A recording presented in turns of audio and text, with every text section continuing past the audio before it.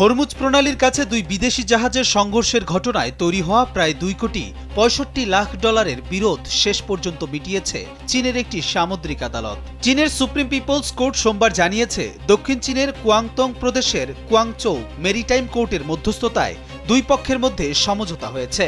The China ডেইলির এক প্রতিবেদন থেকে জানা গেছে, সমঝোতা এখন হলেও ঘটনাটি 2025 সালের জুনে ঘটেছে।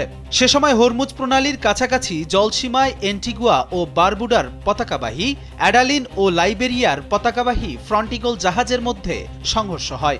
সংঘর্ষের পর ক্ষতিপূরণ সহ বিভিন্ন দাবিতে দুই পক্ষের মধ্যে বিরোধ তৈরি হয়।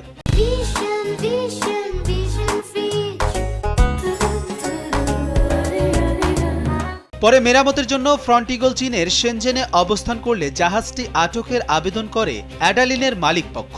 এরপর মামলাটি চীনের কুয়াংচৌ মেরিটাইম কোর্টে যায়। দুই পক্ষই চীনা আদালতের মাধ্যমে বিরোধ নিষ্পত্তিতে সম্মত হয় এবং মামলার মূল বিষয়গুলোতে চীনের আইন প্রযোজ্য হবে বলে সিদ্ধান্ত নেয়। তবে দুর্ঘটনার বিষয়ে কোনো সরকারি তদন্ত বা চূড়ান্ত প্রতিবেদন না থাকায় মামলাটি জটিল হয়ে ওঠে। পরিস্থিতি পরিষ্কার করতে আদালত সামুদ্রিক বিশেষজ্ঞদের সহায়তায় সংঘর্ষের ঘটনাপ্রবাহ পুনর্গঠন করেন। 2025 সালের অক্টোবর থেকে 2026 সালের জুলাই পর্যন্ত 4 দফা প্রাকবিচার বৈঠকের পর 14 জুলাই অনুষ্ঠিত হয় প্রকাশ্য শুনানি। এই প্রক্রিয়ায় দুই জাহাজের সংঘর্ষ কিভাবে ঘটেছিল এবং কার কতটা দায় ছিল তা নির্ধারণ করা হয়।